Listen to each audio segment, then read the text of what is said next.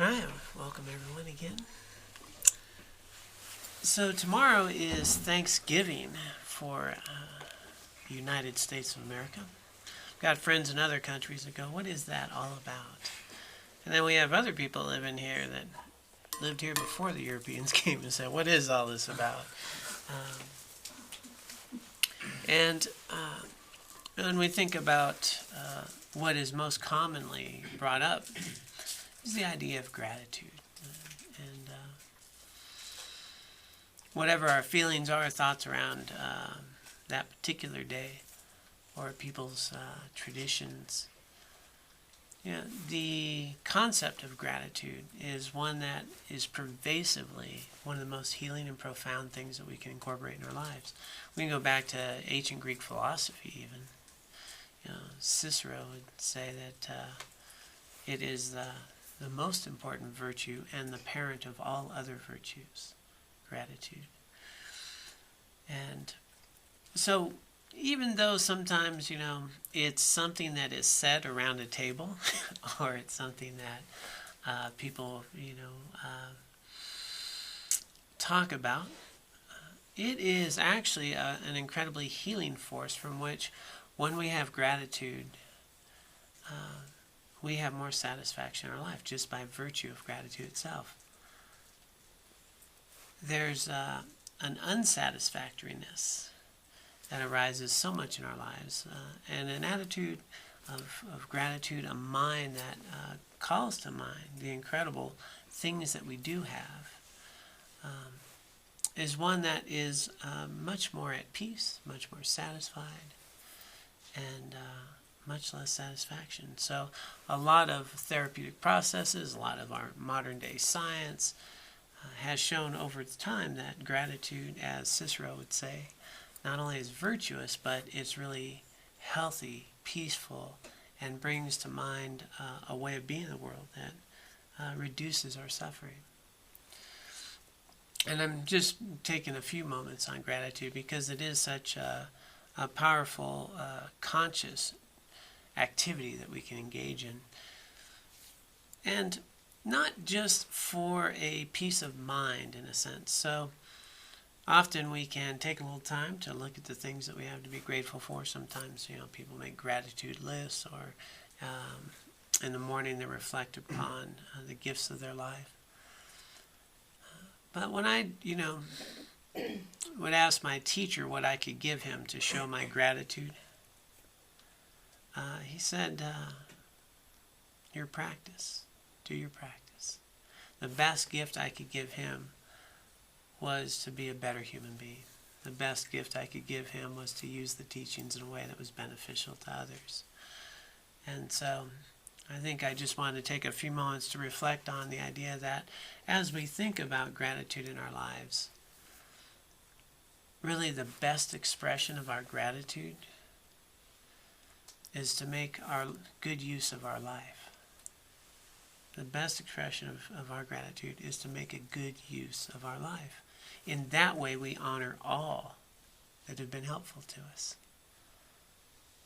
When I live a life that's meaningful, then I'm really honoring all those who have helped me have it. And I use it in a way that is just most beneficial. So when I think about gratitude in that sense, I really like the idea of the best expressions, not the words I use, but how I live my life, making the best use of the life that I have and the opportunities that are here. So I wanted to just kind of reflect on that a little bit before we get in and unpack the teachings today. Invite us, as gratitude will be talked about frequently over the next couple of days. How does that show up in how we live our life? These are days that will never come again. How do we want to live them? And if we're really grateful, what's that mean and how does that show up in the way I engage in the world? Do I make good use of the gifts that have been given me in the life that I have? So we have a smaller, intimate gathering tonight. So today will probably be a little less formal teaching and maybe also some time for some questions and answers. So if you do have some questions that arise, feel free to let me know. the teachings that we've gone through were literally the stages of the path to enlightenment, and covered the whole path. And as we got to the end, we really looked at what liberates us from suffering, the core component to be free of suffering, of liberation itself, which is wisdom. It's actually knowing our own nature and knowing the nature of phenomena itself. And our core problem is the unknowing. It's the misperception of things. And out of this misperception, we create a lot of trouble. And so out of our unknowing, we tend to create a lot of problems that are unnecessary. And so we went back and we started to look at this unknowingness and how we kind of misperceive the world and the life that we see in front of us, and how we make judgments and elaborations. And if we start to understand how the world actually works, we're more able to make choices, engage in a way that is more skillful. And as we do this, we want to think about, well, what is it that is the true sources of suffering and the true sources of liberation, or even just genuine happiness, well-being? So what are these true sources? And there's just a lot of confusion here. And if I know better, why do I do ridiculous things? And that, for me, is the most fascinating piece. Fundamentally, I think all of us know how we could improve our life. It's not rocket science, right? We can all make a list pretty easily of what we could do to improve our life tomorrow. The question is, can we do the list? And it's fascinating how we cannot do the list. Right? Even if it's, I'm going to exercise more, or eat healthier, or whatever, simple things that I know are just not healthy for me, and I go and I do something else anyway. I know that if I do this, I'll regret it later, and I do it anyway. I want to be a nice, honest person, and then I lie. I want to be a helpful person, and then I'm very unhelpful. I want to be a kind person, and I become angry. What's the deal? When I'm calm and talking to you in a nice, easy place, I can sit here and talk about the virtues of being kind and honest and helpful. And then I can go out and get angry and upset and resentful. You know, what's going on? What's that all about? Fundamentally, I believe that just on a conventional level, we already know most of the things that could improve our life. We know it. You could sit down, you could write about it, you could talk about it. People unpack it in a therapy session. Oh yeah, okay, I get this. But why can't we do it? You know, what's the resistance? What is this thing that, this resistance that builds in me from doing the things I know are healthy and meaningful in my own life? And that, I think, is a real fascinating piece of understanding the bigger picture. We can talk about knowing the causes of suffering, but knowing it may not help you at all, because you already know if you eat better or exercise, you do more, if you did this or stop doing that, or if I, was better in my relationship in this way, it would be different, and I'm the other way anyway, and I am anyway. So when we reflect upon this, we're going to find that one of the biggest problems, very simply, is our mind. No matter how we place it, in Buddhism, we're really going to talk about the unknowing mind, the untrained mind, the unruly mind. But let's just take a graduated approach, because I'm a practical guy. So, there's this ultimate truth, there's the nature of things and how they work, but let's just get to real basic tangible things, because that is where I think we can make some headway. As if, when you touch your hand to a flame, it hurts, right? It's tangible, I get it, I'm not going to do it again. Most of these other things that we say are going to be better for us are not as tangible as touching the flame. It's an idea. It's a philosophical concept. It makes sense, but it's not my personal experience, so I don't really know. But I do know sleeping in an extra hour makes me feel good, right? I know that. My mind might say getting up early and doing this would have been healthier, but I physically have had this experience. Even though I've remembered that when I slept in, I regretted it because I could have done this. Those little simple things happen. And so if we're really going to make progress towards the things that are going to make us more genuinely happy, at peace, and have some well-being so that we can engage in a path that really removes suffering ultimately, we need to start just looking at some simple things that are tangible that will improve our life right now. And an interesting Harvard study, again, not a Buddhist thing, but Harvard study that I was reading the other day, talks about just the mind itself and what they call mind wandering. A real simple way of understanding a way of dissatisfaction, suffering, and the way that our mind gets in our way, our problem. It's not always on our side. Our mind's not on our side. It's dragging us around, right? One thought, feeling, emotion, worry, fear, concern, desire. And, what's the old visual, that little, devil guy up here talking, or this one going, I know this would be healthy. But this would be so much funner. Right? And so we have that going on all the time. And, it's not going to be that bad. Come on. And, and rationalize.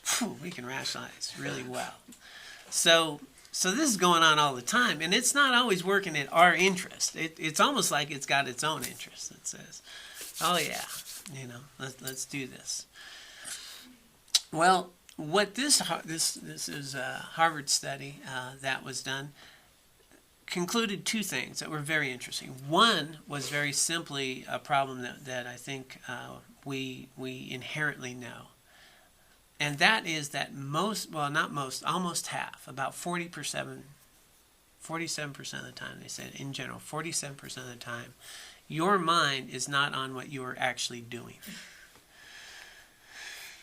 Okay, so about half the time, my mind is not on what I'm actually doing in the moment. It's doing other things. They call this mind wandering. So mind wandering. So mind wandering means that my mind is distracted and away from whatever it is I'm doing. Now that's a technical term for the research. It's different from I'm choosing to daydream. If I'm choosing to daydream, I'm consciously sitting in a relaxing chair with my hot tea and letting my mind, relax and reflect upon, some memories. That's a conscious thing. Mind wandering is it's actually on its own being distracted from what I'm doing. I'm not consciously aware. I'm just drifting. Now imagine that almost half the time your mind's doing that. So we can see that this is a problem because, that's why you don't know where your car keys are, right? Because we weren't there when we put them down. My mind was wandering. That's why we don't remember somebody's name. And even if we heard the name, right? Our mind quickly went somewhere else right after that. It was off. It was off onto some other thing. And we think that we have poor memories, or we think that we can't remember things. And one of the big explanations is simply, my mind's not there. I'm not thinking about it. Anything that we really place our mind to and bring our attention to, you're going to remember. Your memory is going to improve just because you were there. Things that we do habitually again and again, we know. The Pledge of Allegiance, how many times have you done that? You know that. There's just so many things that we've done, and the more we do them, they're imprinted in our mind. I'll date myself, but I used to actually know people's phone numbers. It was amazing.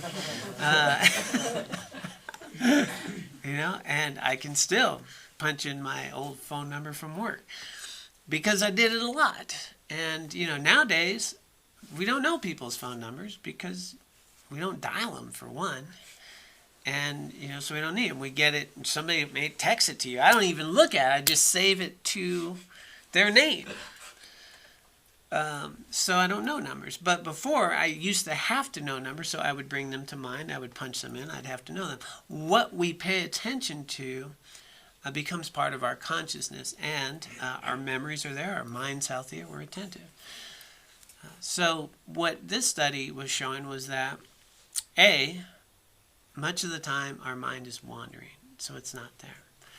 Well, okay, we can see that that's a bit of a problem, especially if you're driving a car at 60 miles an hour or something. But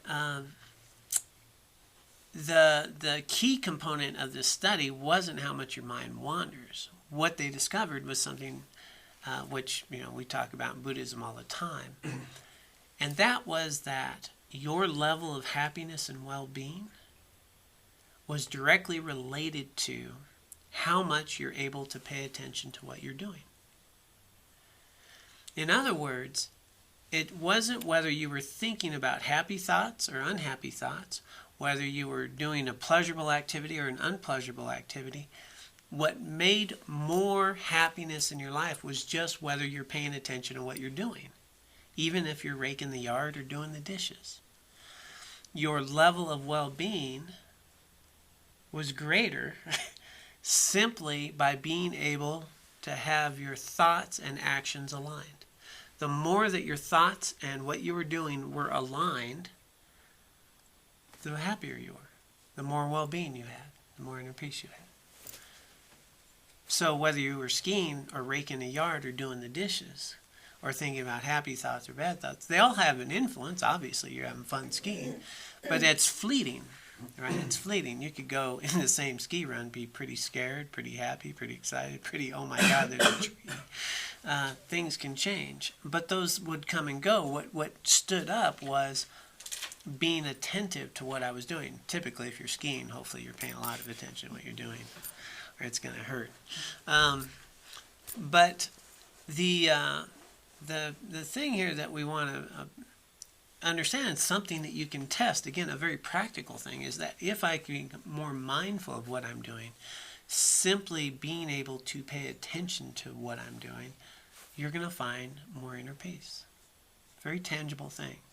Now, there's all these mindfulness exercises that have been popularized these days, which basically have you do that, right? Mindful walking. I'm aware of placing my feet on the ground.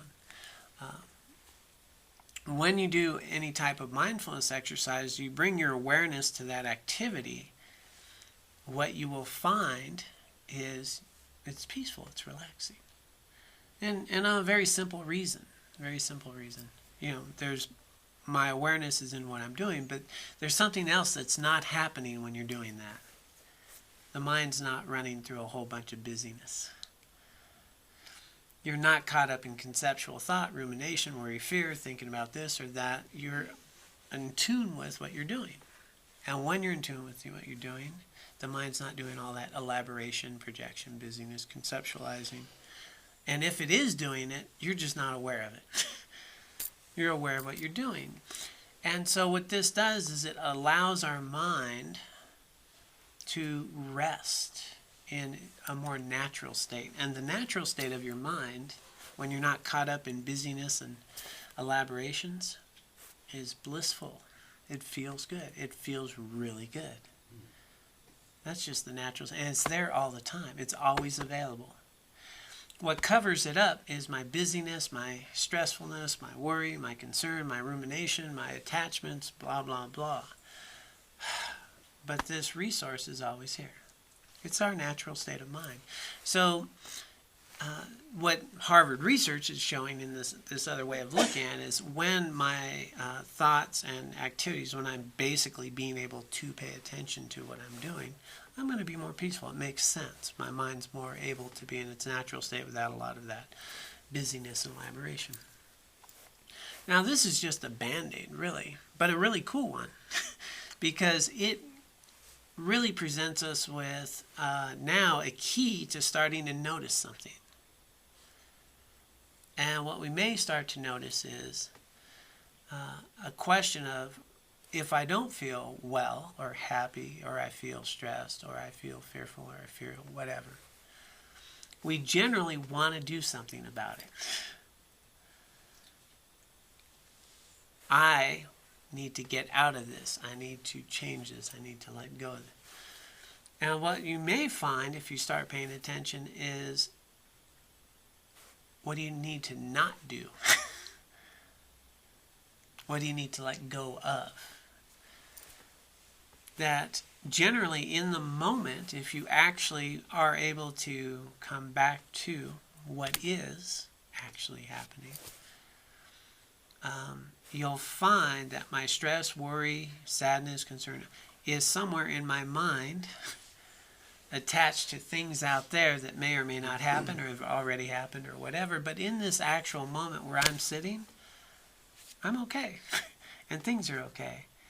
And the more valuable question to ask is, what do I need to not do to be happy? What do I need to let go of to be well? Because we're going to find that all mental states, anger, resentment, jealousy, frustration, even happiness, joy, these types of things, these are in our mind. They're not out there somewhere. They're not. So, and we talked, quite a bit about that in the wisdom aspect of things. But if we start to understand the true causes of suffering, my mental and emotional pain is only one place, my mind. It's not out there. And this is the pervasive delusion that actually creates a lot of our suffering, because I keep wanting to fix it out there. And it's really here, it's not out there. So it's a recipe for creating more suffering, because then I go do a bunch of stuff and I worry about stuff, and if things go like this, then I'll be really happy. If they don't work out this way, I'm going to be real sad and just get stressed. And all this is elaborations. And even though in my life many times things have not worked out, and I've gotten okay, and things have totally gone my way and been the best day ever, and then I was still able to get upset and suffering the next day, and I had the best vacation ever, or the worst meal ever, or I've been heartbroken, or I've been happier than ever. All of these waves of thoughts and emotions, experiences in my lifetime, and all this stuff has happened. And in spite of that, in this moment, I can still be totally lonely, devastated, stressed, worried, or fearful. And I somehow think that all that can change this. When I've done all that, I've had the best day ever. I've had the worst day ever. I've had my heart broken. I've had, joy. But they come and go. They're transient. They are never going to provide me with inner peace, well-being, and happiness. They're not. They can't do it. It's not capable of it. And this, again comes back to, well, okay, now that's a hypothesis, let's say, right? Because it's not like burning a hand on the fire, right? I get that. But now somebody's saying, well, okay, intellectually I get that. Yeah, it makes sense. But it still feels pretty good to hang out in a jacuzzi. As opposed to not being in a jacuzzi. Just saying. Tangible. Even though my mind says I've been in a jacuzzi a bunch of times in my life and I'm still capable of being stressed, worried, fearful, and depressed. See, that part doesn't correlate so much. So where's the disconnect? Where's the issue here? And how come my mind continually projects things that aren't true and tells me stories that just don't hold up if you evaluate them? And this is where that busy, deluded mind works overtime against our own self-interest. And I would suggest that the biggest reason that we do these things over and over again and still continually cling to, but if I just get that relationship or that house, or it's all going to be good, is because we are not mindful enough of these experiences when they're actually happening. We're caught up in them and we're not mindful of them. We don't really notice their transient nature. We don't notice how they come and go. We don't notice because our mind's not really paying full attention to the bigger picture. It's only caught up in a feeling and a thought, emotion that's literally being drifted away. And so in the teachings that we're going through, one of the key components is simply attention, paying attention, bringing my mind and paying attention to what I'm doing, but now also bringing some wisdom in and starting to experience and notice that, I got really worked up and fearful about that. And it was no big deal. I got really angry and upset over how they treated me. Yeah, it came and it went. That was like one of the best meals I've ever had and enjoyed. Then it came and it went. I'm so caught up in the meal or how someone treated me or all that, and in the emotions, I'm not actually mindfully in the experience itself. I'm actually in what Western psychology calls a refractory period. I'm caught up in the emotion. I'm identified with an emotion that's transient. I can't see it clearly. And so when Buddha talked about what we call 3 higher trainings, he talked about concentration, attention, the ability to tame my mind so that I can actually pay attention to life that's happening. He talked about having this attention be directed at things that would really create genuine lasting happiness and noticing the things that won't.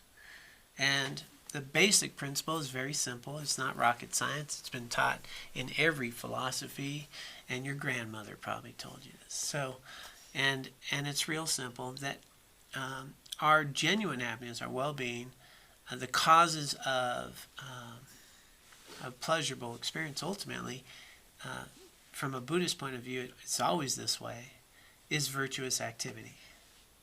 Aristotle will tell you the same thing. Virtue. When I do things that are virtuous, which I feel good about, I'm going to feel good. Every time I think about it, every time I reflect, and not just thinking about it, that when I'm doing things that have integrity, that I feel good about, I can really look in the mirror, I can look people in the eye, I can walk in this world in a way that is present.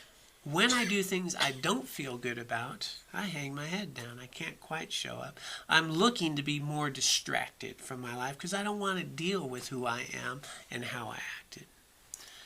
And it's a veil that actually blocks me from really showing up. So it's a very simple thing. When I do things that are virtuous, it creates happiness. When I do things that are non-virtuous, it creates suffering. Simple. Now, on a Buddhist point of view, it's going to say there's a much longer trajectory of this. That the non-virtuous activity I've done in the past are karmic seeds that create the mental afflictions in my life that are in my mind. So these mental afflictions, anger, resentment, jealousy, etc., mental afflictions, where are they? They're in my mind. And they're watered by all of the non-virtuous activity. So that when something happens and anger arises, well, the anger is arising in my mind, the mental afflictions in my mind, and it's because of the stuff I've been doing. It's not necessarily this moment. We think it's this moment. You pissed me off, you're an idiot. I'm angry at you. Anger's here, it's not there. Anger's here, not there. Anger's in my mind. Anger's a mental state. The same activity that triggers anger can also trigger neutral feelings or even some happiness feelings. It's the same thing. We could get frustrated over or happy over.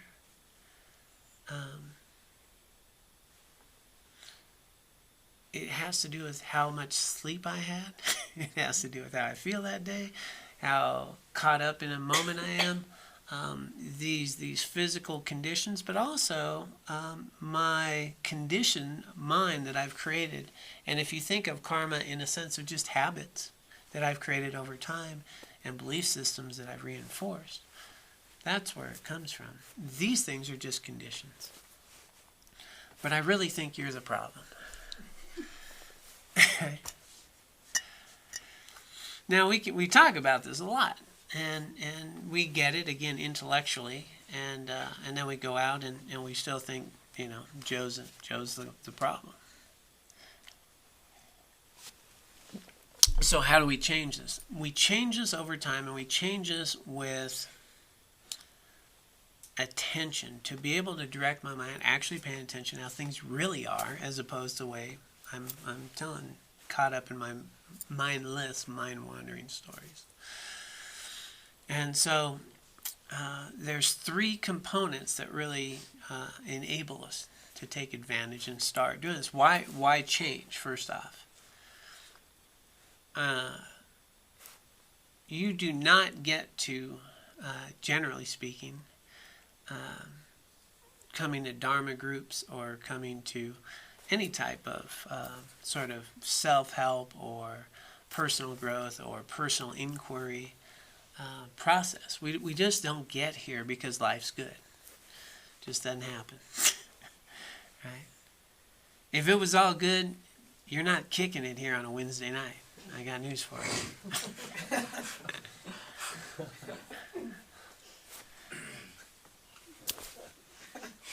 Right?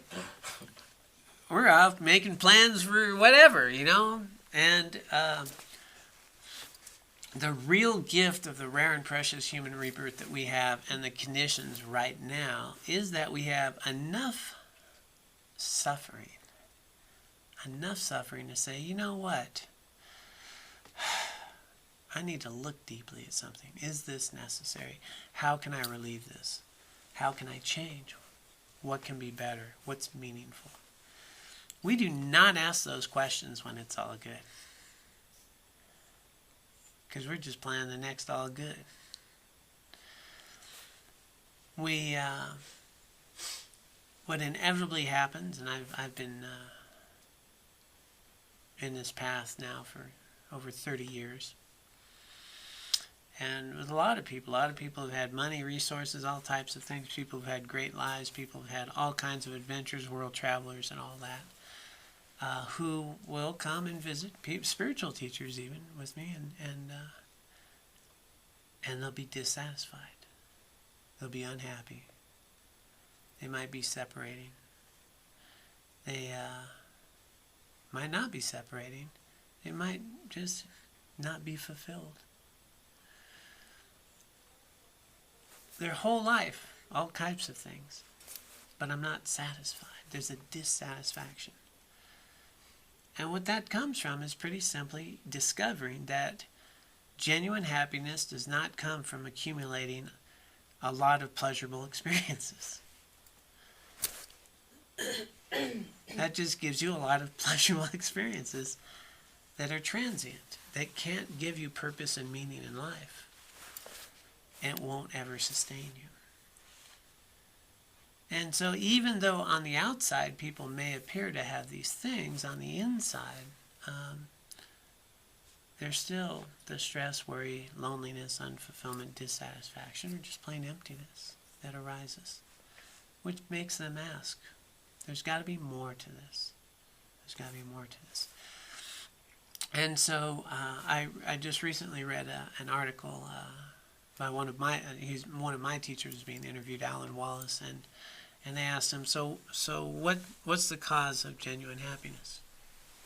And he answered quite, boom, straightforward. And thank God he said what he said, because I've been saying this for a while now. It's going, oh God, I hope I didn't screw that up. He answered very simply, the real cause of genuine happiness is a meaningful life. That's simple. And if we want inner peace, well-being, genuine happiness, it comes back to where we started. The best expression of the gratitude is making good use of our life. When we live a life that's meaningful, that has virtue, that is in alignment with the values that we have, that is beneficial to the world we live in, it has a purpose, it has a substance, it has a reason for being, a good use, we're going to find some inner peace. We're going to find some well-being. And And it won't be just an endless chasing of outside stimulus that actually takes us away from paying attention to what are my values and what's meaningful, what's the best use of my day and my life. And the way that we get that, coming back to practical then, is first we need to start training our mind. We need to bring our mind into paying attention to what actually is in the world and be attentive in this moment. And notice how much I become impatient with things, with feelings, with thoughts, or just how difficult it is just to sit and be. And that is something that we want to recognize, that is a busyness of our mind, that there's absolutely no problem with sitting here quietly without a radio on or a TV or a distraction. Have you ever noticed how much you just want to be distracted? All the time. And that is the problem. Is that I'm feeding my distraction. I'm actually creating the cause of my suffering. But it alleviates my more visceral, temporal pain, because I don't want to be by myself. And so we get caught up in that sort of temporary pleasure versus long-term happiness. And so it's really hard to think about the long-term happiness, because I can feel good right now. Turn on the radio. Even though I know that, well, that's really not going to create me. What's going to create me some real happiness is to find inner peace and let my mind settle. But that seems intolerable. Okay? And so what we keep doing in our lives is, instead of learning to cultivate some sense of patience or a willingness to endure a short-term uncomfort, we create a lot of long-term suffering. We don't let it's kind of like if you break your leg, right? Well, you know it's going to hurt, and you don't get on it, right? You get a cast, it hurts, it itches, you got to get a hanger and stick the thing down there. But you don't walk on it. You deal with it, and it heals, and you get better. But with our mental and emotional suffering, we don't go there at all. I'm not willing to feel uncomfortable. I'm not willing to feel sad. I'm not willing to feel frustrated. I don't want. And because I'm unwilling to allow it to come and go, I do something about it. And what I do is I just keep creating more long-term suffering. Distraction, unsatisfactoriness, and I keep looking for the fix out there when it's here. And so, even though we know better, we turn the radio on, man. That's just one analogy. It's a lot of things, Nothing wrong with listening to music, but it's an analogy of music. If I'm trying to meditate or relax, And so understand this. Well, the entry-level gateway to really becoming what we'd call a Buddhist, and is not Buddhist at all, actually. It's just human, and it's really, and we talked about this last week, a desire, a determination to no longer suffer, to be willing to do the work and put in the effort to not suffer, which you'd think would be a pretty noble cause. Renunciation, renouncing really the causes of suffering in our lives, renouncing the delusion of something out there is going to make my genuine happiness complete, renouncing the delusion of that, and starting to really make a commitment to do the work to eliminate suffering in your life. And you achieve renunciation by starting to pay attention to how unfulfilling these things are. If I'm not paying attention to it, they just come and go, and I'm just looking for the next one. I can, the best memories of my life have come and gone, right? Game-winning home run. I had a game-winning home run, Major League Baseball. First game of the year. Game-winning home run. Last inning. It's like, they made that. I can't make that up. And you know what I thought? First game, home run. Everybody's asking, how many do you think you'll hit this year? I only hit the one. But, I was thinking, maybe 10, something like that, And that moment was an exciting, great moment. That moment never came again. I didn't hit another home run all year. And it actually can create a dissatisfaction because now I'm thinking, well, I should be hitting home runs and winning the game, right? Which never happened the rest of that year. So a happiness can create a dissatisfaction, right? Again and again. Or even if that didn't dissatisfy us, we keep telling everybody, I was once a great baseball player. And I'm going to tell people that for the next 20 years because I did something once, And I can't allow myself to be who I am today. And that this is quite valuable. And so we hang on to things. So this mind, which grasps to these outer circumstances, really creates a lot of dissatisfaction. So a renunciate starts to recognize that these are fleeting moments that are always dissatisfying, ultimately. Which doesn't mean you don't enjoy them when they happen. You appreciate. It really allows you to love people more fully because you let them be who they are. They'll come and they'll go.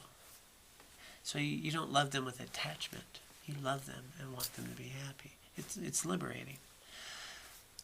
But we don't get caught up in what we call the 8 worldly concerns. The 8 worldly concerns, are the things that are really the source of almost all of our suffering. It keeps us locked into a conditioned existence. And,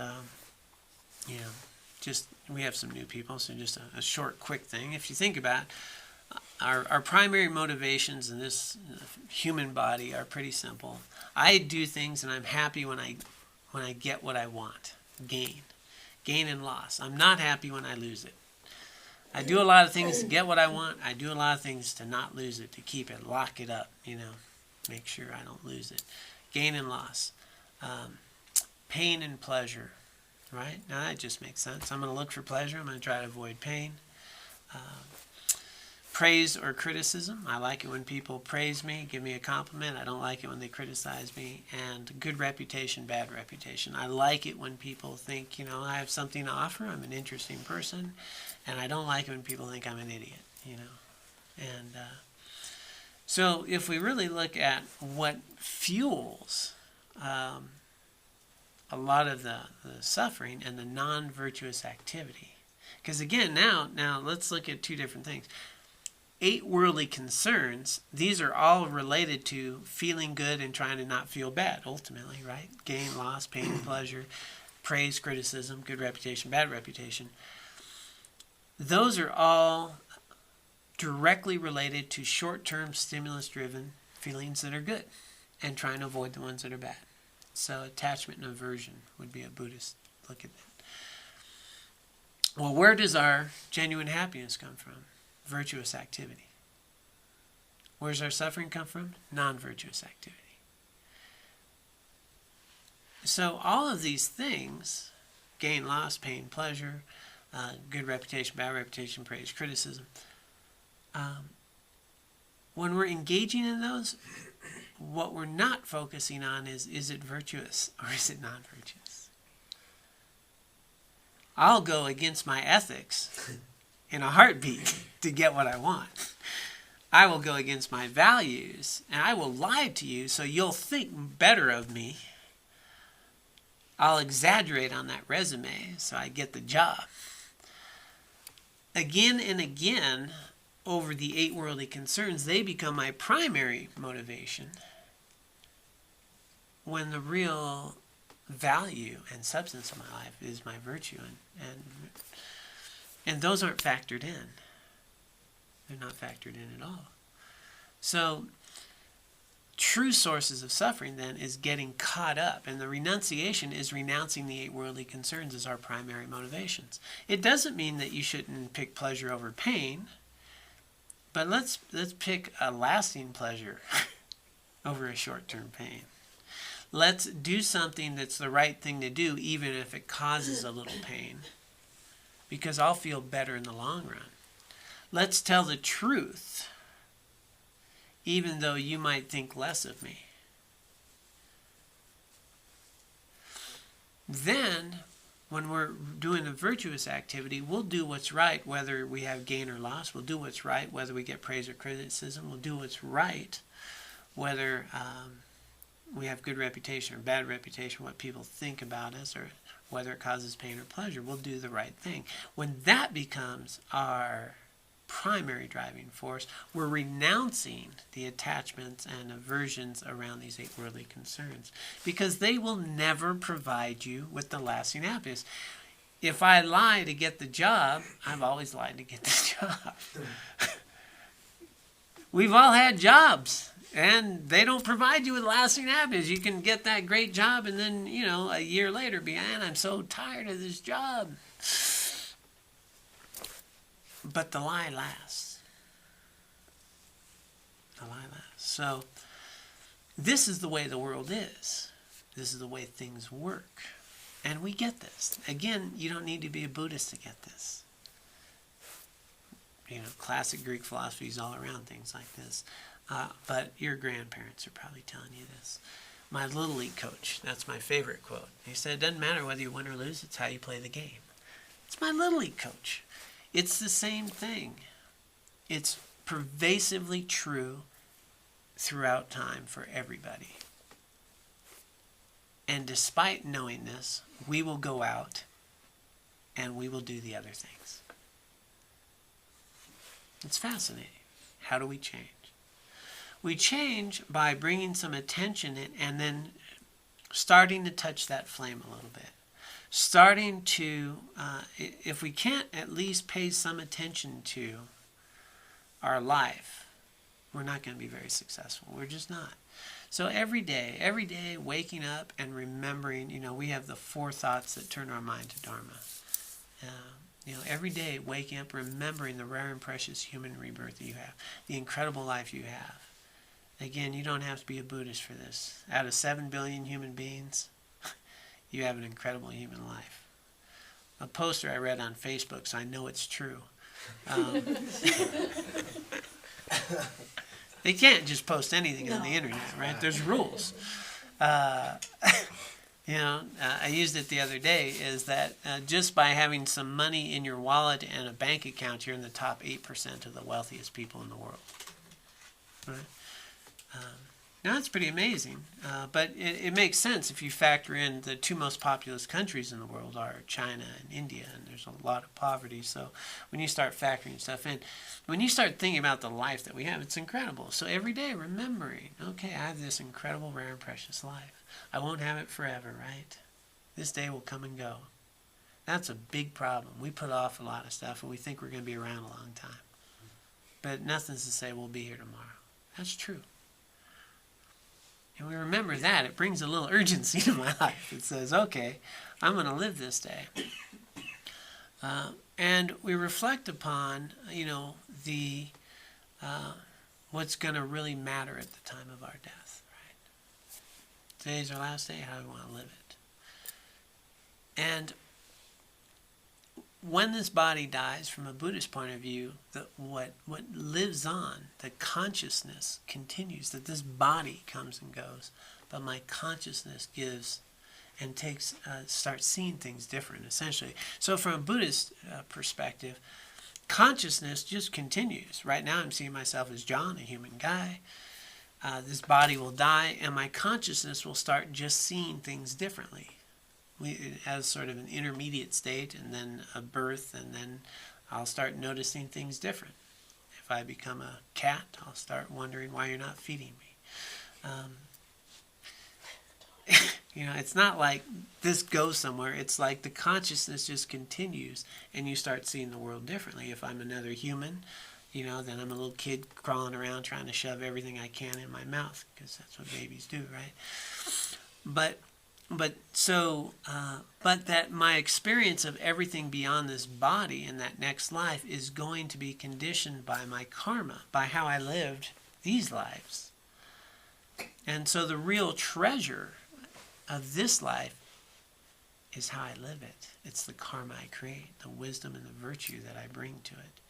And it creates all the conditions for the continuing spiritual path to enlightenment, to the next life, all that. And so this again comes back to the virtue that I create in this life not only makes this lifetime better, it creates all the conditions for something further. Which if you're Christian, it gets you to heaven, right?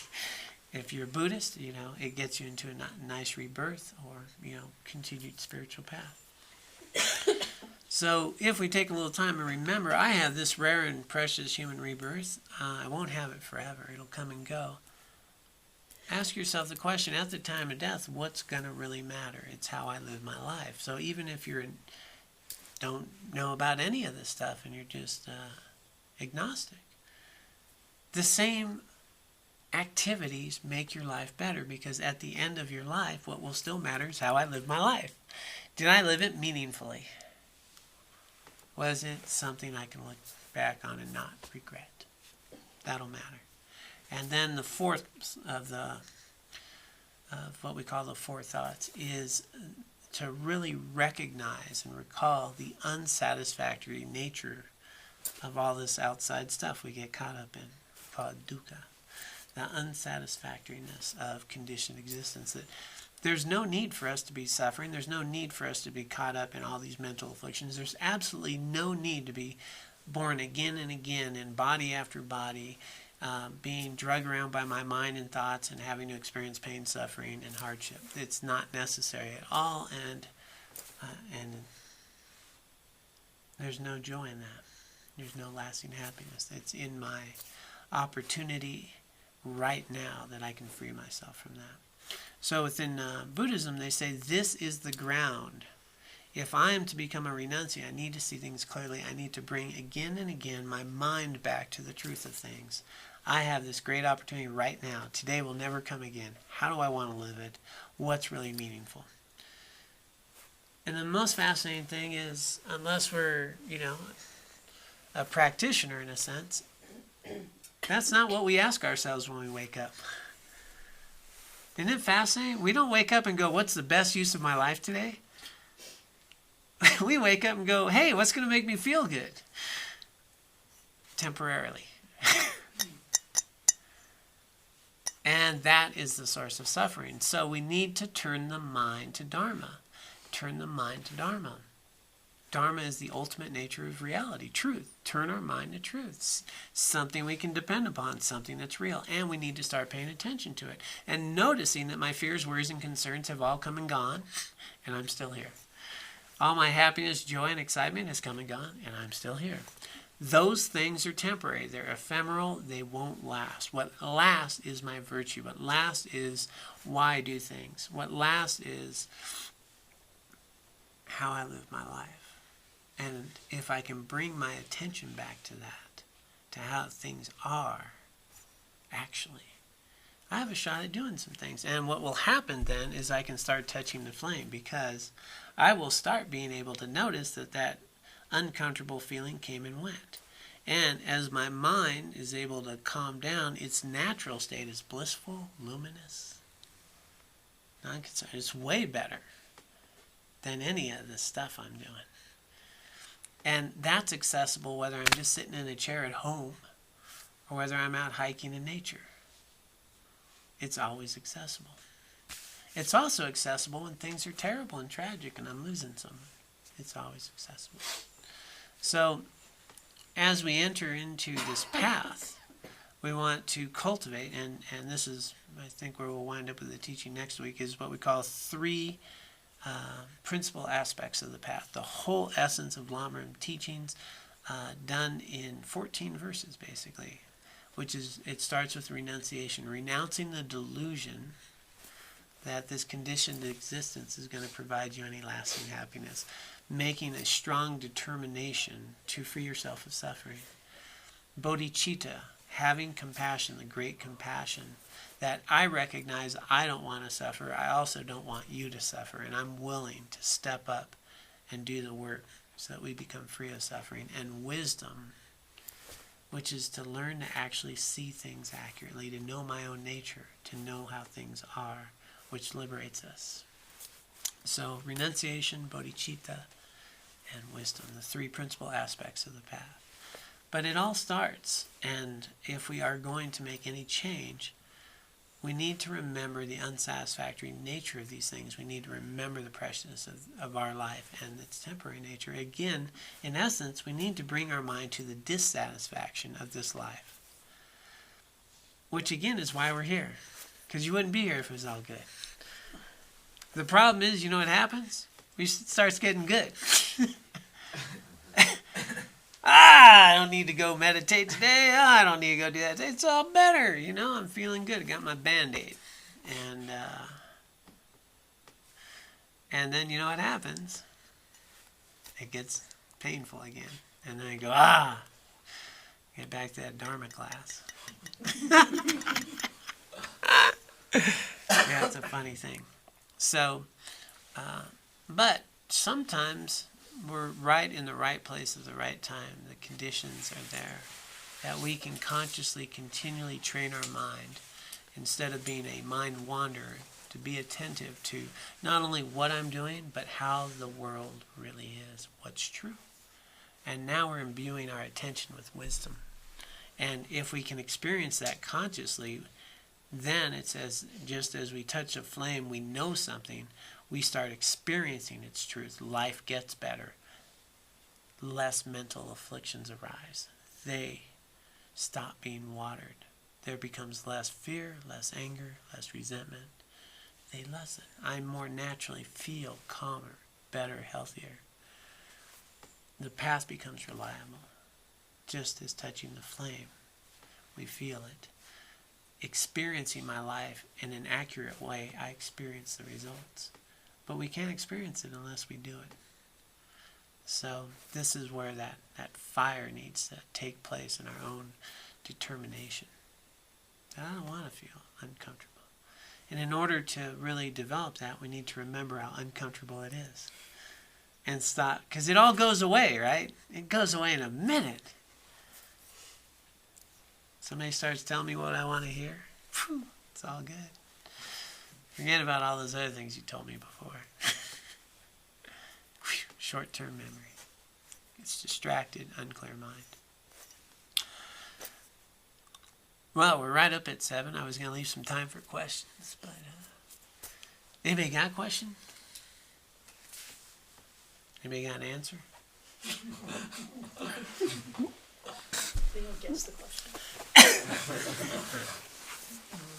Well, let's, it was hopefully a good, clear discussion. So, we will do a dedication. So we have accumulated an incredible amount of virtue and wisdom here today as Dharma has been present. And we can dedicate this for the benefit of all beings. So let's take a moment to dedicate this virtue and wisdom for the benefit of all beings.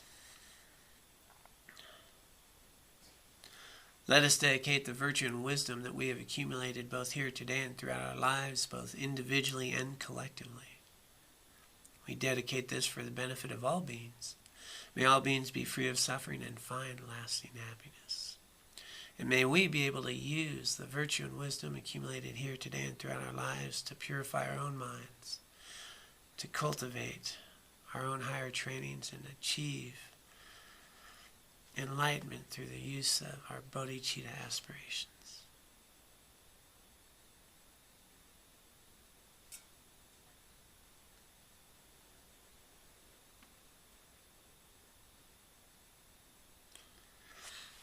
All right, well, I thank you all so much. May you be well, be happy, have a wonderful holiday. Try to stay out of trouble, and look forward to our next opportunity. Be well. Thank you.